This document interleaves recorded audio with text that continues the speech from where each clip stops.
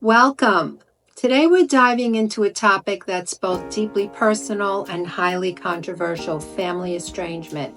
While it's often viewed as a sacred bond, the reality is that many people today find themselves cut off from either their parents, their children, or their siblings. So in this episode, we're going to explore 5 common reasons, contributors to adult-child cutoffs with their parents, and discuss the complexities behind these decisions.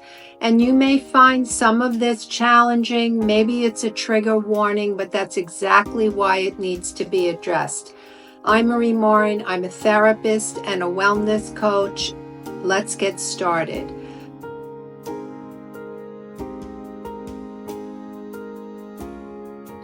So family estrangement is far more common than most people realize. In fact, more than a quarter of the U.S. population of adults report being cut off from a family member. And what makes this issue so complicated is this underlying assumption that if a child chooses to cut ties, it must be because of parental abuse, toxicity, or betrayal. So the most common contributors that adult children report on why they cut ties are abuse, betrayal, and poor parenting, okay?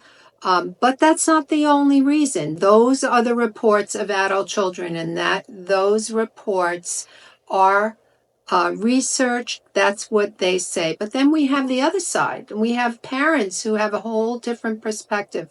And take a deeper dive. Watch my video, 11 Reasons Why. I have a library, a ton of videos that go into the contributors. It's a lot more nuanced. Let's break down some of these contributors and why adult children decide to cut off, and how come it's not as clear cut as just bad parenting. And I can hear you now, the chorus of adult children being upset with me.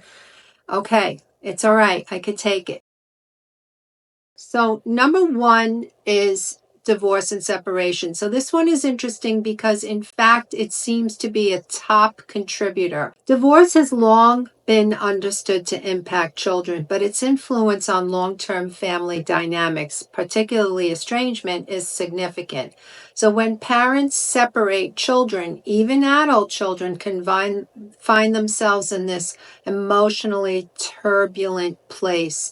And in many cases, one parent might alienate the other, and this is the intentional barraging of the targeted parent, and they paint them in this negative light, and this creates lasting damage to the relationship. Here's where it gets controversial. Some adult children estrange themselves not because of the divorce itself, but because they've been manipulated into doing so. Okay, so now this is not every case, all right?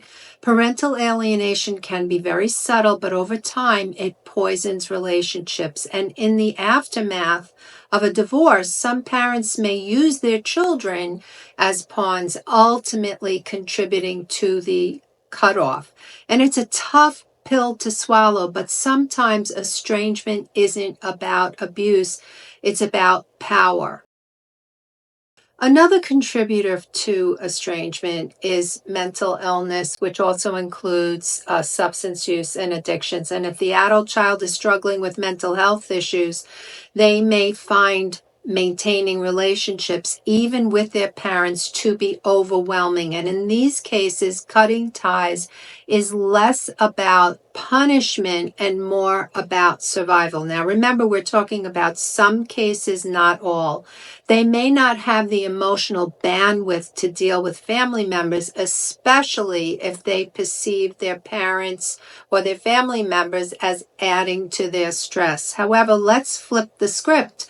What if the parent is the one suffering from mental illness, or they have an addiction as well? For some adult children, dealing with a parent who has addictions or has a mental illness, it can be unbearable. It just can be too much from them. unpredictability, the emotional volatility, the potential danger involved in these relationships can push the adult child to distance themselves because it's just distressful. This isn't always about selfishness, it's self-preservation. And yet, many would argue that family is family, no matter what. You have to put up with it all. And cutting ties with a parent, regardless of their issue, is unforgivable. And many would ask, is that fair? Or is it just another way we shame people into maintaining toxic relationships? So I get a lot of mail. I get a lot of people writing me and they're, well, you're shaming parents. And no, I don't want to shame parents and I don't want to shame adult children. I want to respect and understand that there is not one way to see this entirely. I believe in family. I think the beauty of family and support and the bond is wonderful, but I also know as a therapist, having treated people who have come from extremely difficult situations, that there are times where it's not safe for them to be in relationship with certain family members. And this is something that is difficult to understand. And it's a tough pill to swallow because we don't want to think that our family member isn't okay to be around. And we don't want to deal with that. But I think it's important for us as humans and as people in this society to understand that there isn't just one way of looking at this. And while there could be a spectrum of circumstances, well, maybe you were a great parent and your adult child just decided that they didn't want anything to do with you for something that you think is minuscule. That is your perspective and you have every right to have it. And then there's adult children who are going to say, wait a second now, the only reason why that adult children leave a family relationship is because there's been abuse. And both of those perspectives have validity, okay? Because there are adult children that do that, but there are adult children who leave a relationship because they need to avoid the intensity of certain things. It's not necessarily abuse. So the third controversial point is pressure from in-laws. So let's touch on something that's rarely spoken about, and I like to call it stay out of in-law jail because in-laws can play a major role. In fact, one of the people that has really broadened this atmosphere of estrangement in his book, Dr. Joshua Coleman, talks about this cult of one. Now, I hear you adult children right now, and I'm going to get a lot of mail that you're saying, my God, I can't believe you're even talking about him.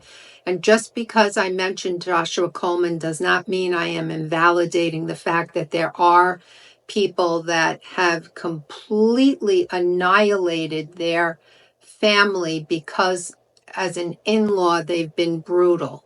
But let's talk about the book, Rules of Estrangement. Hang on and listen, okay? So he highlighted how these spouses can influence their partner's relationship with their parents. And in some cases, a spouse may feel threatened by the closeness between their partner and their parents. And I would offer this sort of suggestion to you. If you're feeling like this doesn't happen, think a little bit more that possibility of how jealousy and this feeling of being like on the outside can motivate somebody to control so that they no longer have that competition. I mean, if it can happen in relationship with friends, it could happen with in-laws. All right, so if there's this closeness, this is what Coleman is talking about, all right? And they're threatened, this insecurity drives a wedge and it could lead to estrangement. Now, is it the only thing that's participating? Probably not.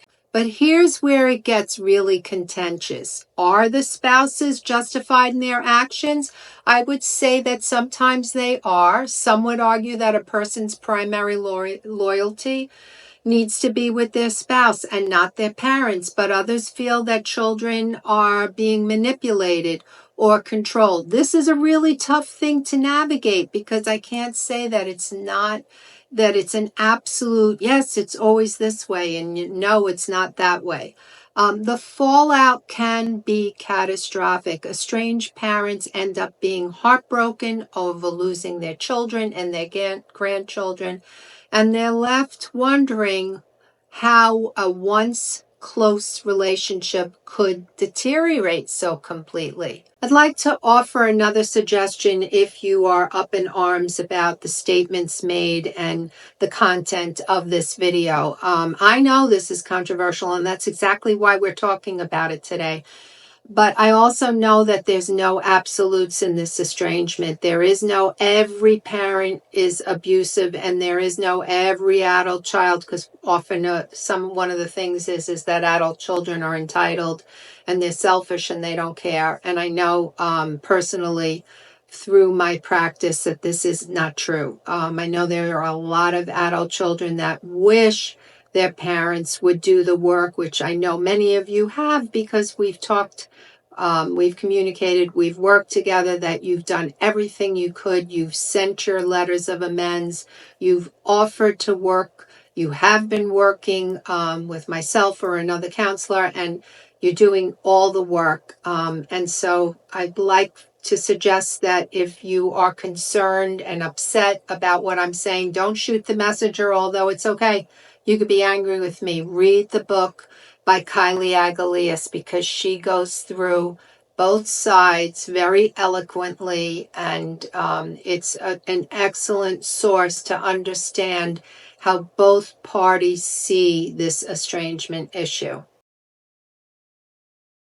A fourth thing. Okay, now this one is a hot one, and this is the therapist.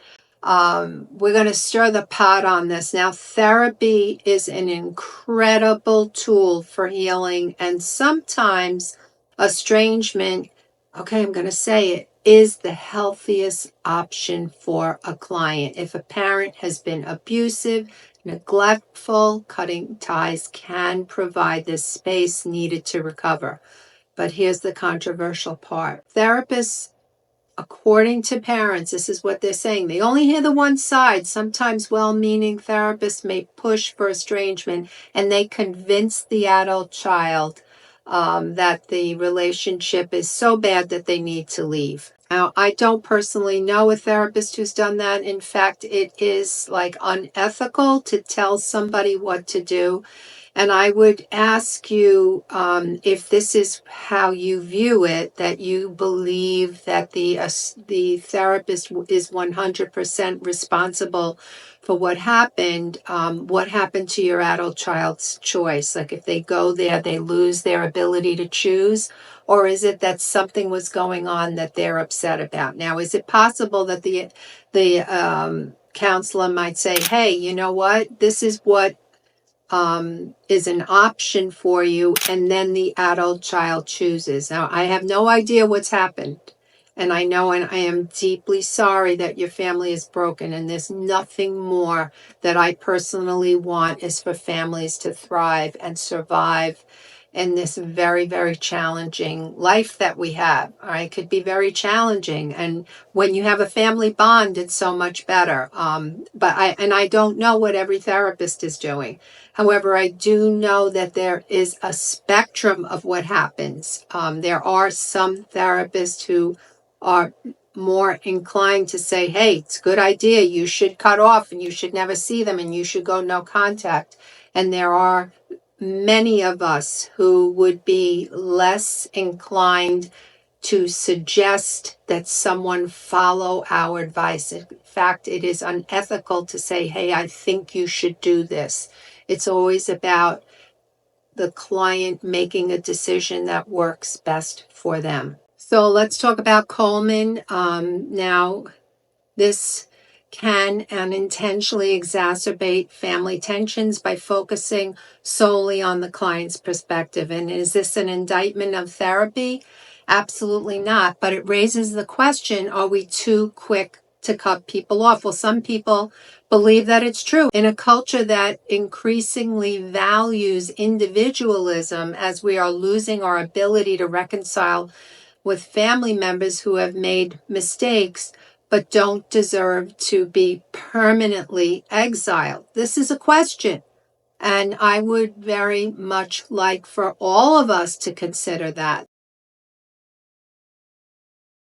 The fifth thing is differing values and lifestyles. So let's just discuss one of the most common and controversial contributors for estrangement, and that's this: hey, we have differences of opinion and different ways of doing our lives. Today's polarized world, and we see it everywhere, it can create deep divides with people having to take sides and be in a certain tribe and say, hey, this is good and this is bad. But let's be honest, it's easier to cut someone off than it is to work through uncomfortable disagreements. But does it need to be that way? I don't know. I'm asking the question. Let me know what you're thinking. Someone may be judged by their parents for their choices, and this does happen, whether it's their career, their sexual orientation, or their political beliefs. And for some, estrangement is the only way to protect their sense of self.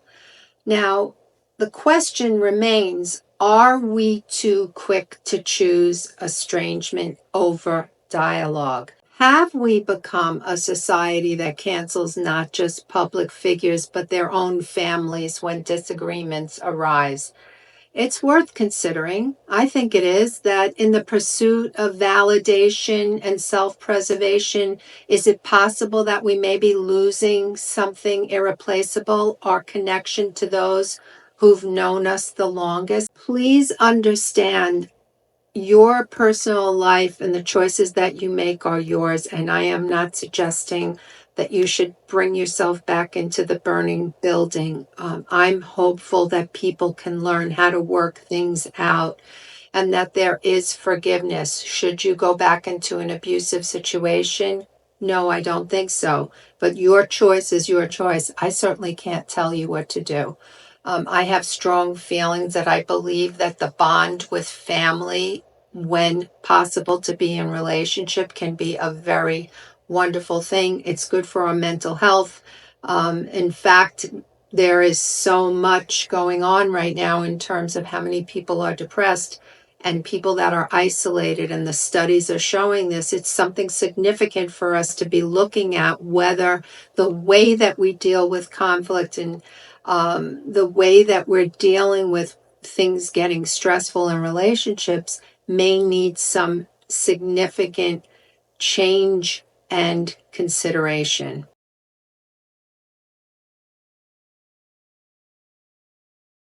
So, family estrangement certainly is complex and painful, and it's not always about abuse, and it's not always justified. Yes, and I said that. There are layers upon layers of contributors of why adult children might cut ties with their parents. And while some of these reasons are understandable, others are more controversial. Divorce, mental illness, pressure from in-laws, the influence of therapists, and differing values all play a part in shaping fractured relationships. The larger question we might want to ask ourselves is, are we losing the ability to forgive and work through conflict? And in our rush to protect ourselves, are we leaving behind the very relationships that shaped us? Now, if you've experienced estrangement, whether as a parent or an adult child, know that you are not alone. These situations are heartbreaking, but there is always hope for healing and reconciliation for some, not all, and perhaps even understanding. I hope that you understand. I would never expect that anyone go right back into or go into a situation where there is abuse. You should be safe and you should keep yourself safe. If this episode has resonated with you, please share it with someone who might need to hear it. Until next time, take care, and don't forget to subscribe so you can get more of these, and get my ebook, Feeling Heartbroken and Alone, How to Pick Up the Pieces When You're Estranged.